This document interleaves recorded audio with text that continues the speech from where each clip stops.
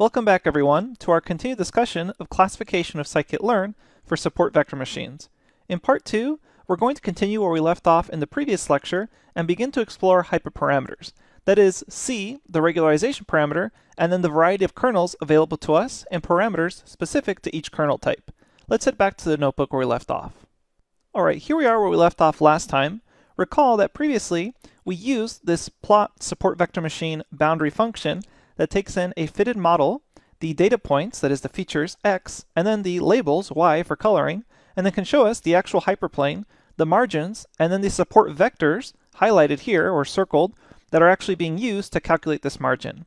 Now previously, we did kind of the simplest support vector classifier, which is just that, a support vector classifier, and it's using a linear kernel, so it's not actually really transforming anything, and then we have this hyperparameter c, which scikit-learn refers to as the regularization parameter. We've seen from our previous discussion of the equations that c is just a measurement of how many points are you allowing to be within the margin. Now, if you set c to something really large within scikit-learn, recall that in scikit-learn it's the inverse proportion to the amount of points you allow inside the margin. What that actually means is that if you let c be something very small or close to 0, you will actually allow a lot of points within the margin. So what we're going to begin to do is explore a variety of models and then plot their results. So inside the next cell, here we have kind of our base model. I will say model is equal to support vector classifier. The kernel will remain linear, except this time, instead of a huge c, let's make it quite a bit smaller. So we're going to say c is equal to 0.5. And recall that this c in scikit-learn is not the same c in the equation in ISLR or the equation in the slides. It is inversely proportional to that c, due to the fact that scikit-learn wants to more or less remain the same as far as regularization parameters are across multiple model types. So then we're going to refit this model onto x and y, and then we're going to run that, and let's plot SVM boundary again, just to explore how this changes everything. We'll pass in the model, and then x and y. Now, notice what happens as your c begins to get smaller. As your c gets closer and closer to 0, that means you're allowing more and more points to go within the margin. And what's actually happening here is we still have this linear kernel. The hyperplane is still a straight line, and the margins are as well, but we are now allowing more points to be within the actual margins. And what we can do here is try to continue pushing this to something very small, 0.005, run these again, and it will allow even more points, essentially making the margin softer and softer, so to speak. And it depends on the actual data set what is an appropriate value for c.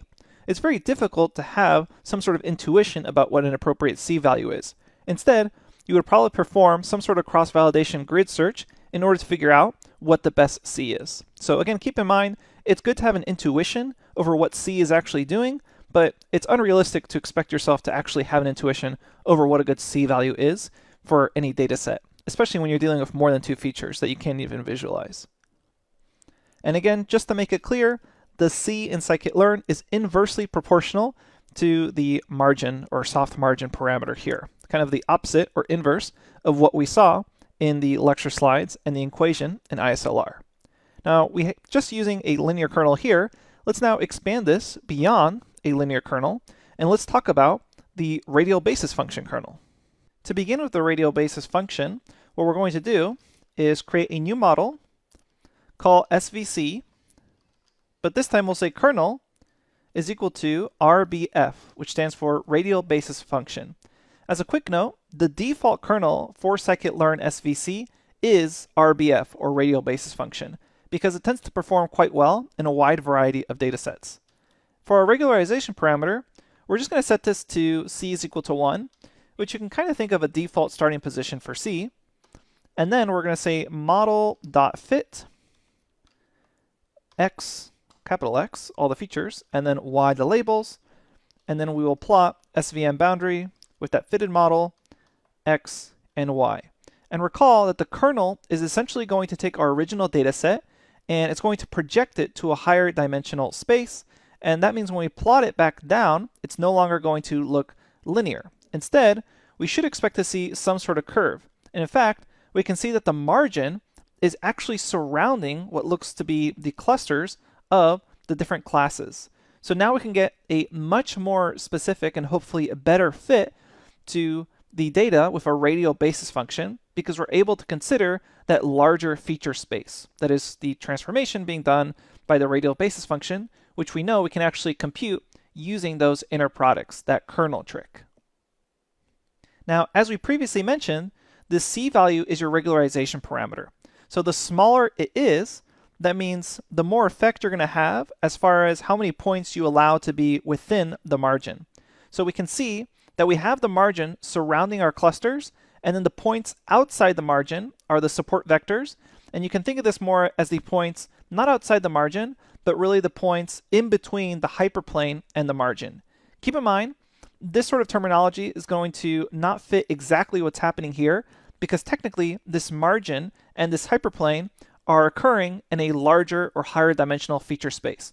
We're just projecting it back down to two features, which is why it looks circular. Although in theory, really, even out here, over at x equal 2 and y equals 2, or over here 2, 2, this margin is technically in between the points and the hyperplane. Again, this is kind of happening in a larger, higher dimensional projected space. It's just we can't really visualize that, so we have to project it back down to 2 dimensions. So what happens when I actually make my C value smaller? If we run this, you'll notice now we're allowing way more points to be in between the margin and their hyperplane.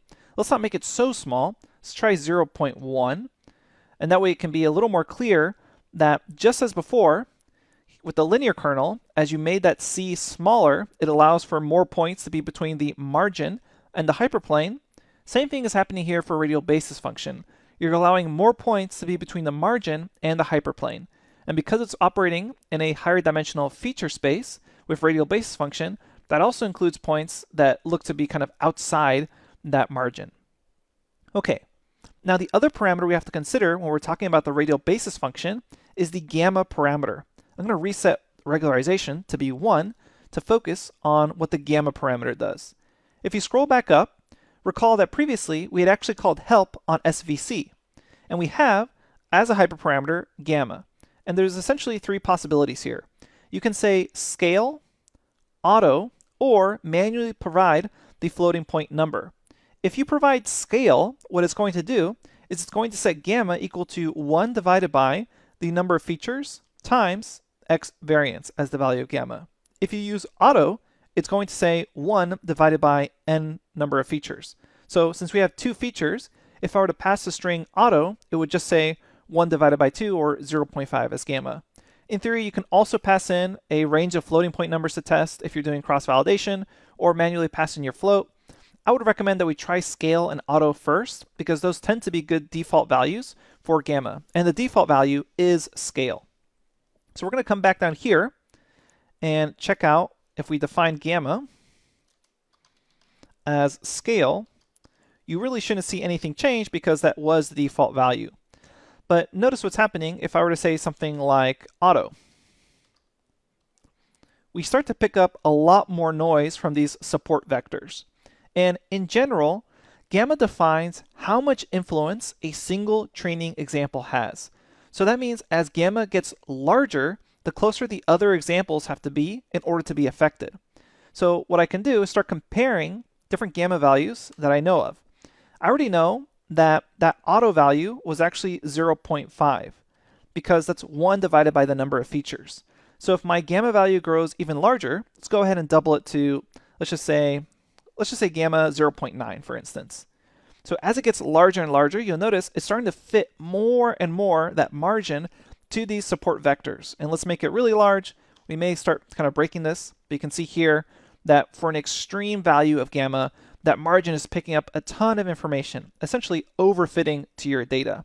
So that's what happens as your gamma gets larger, just for your intuition, that it's defining more and more influence per support vector, which is why you start to get this margin really fitting to all these support vectors. And you notice it's actually kind of squiggling around.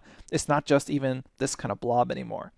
A good choice is scale, which is hopefully going to balance with a bias variance trade-off of how much information is actually garnered from these support vectors. Now to finish off our discussion of support vector machines for classification, we'll explore the last two potential kernels, which is the sigmoid kernel and the polynomial kernel. For this particular dataset, the sigmoid kernel does not actually perform too well. It will separate out the classes, but it's going to rely on a lot of the actual vectors to be support vectors. We can visualize this by saying SVC kernel is equal to sigmoid, and then we'll say model.fit to x and y, and then we will plot SVM boundary with this model on x and y, and you'll notice that pretty much almost all the points are actually being highlighted as support vectors, which means for this particular dataset, I would definitely not recommend the sigmoid kernel because it's relying on even points that are exactly at the center of the classes to have information of where the margin should go. So you can always test out the sigmoid kernel in some sort of cross-validation, keep it as an option there, and we will perform a cross-validation in just a little bit. But in general, I would always recommend that you start off with the radial basis function and begin to explore different values of c and gamma first before heading off to the sigmoid function. Although you never know, there may be some datasets where the sigmoid kernel performs quite well.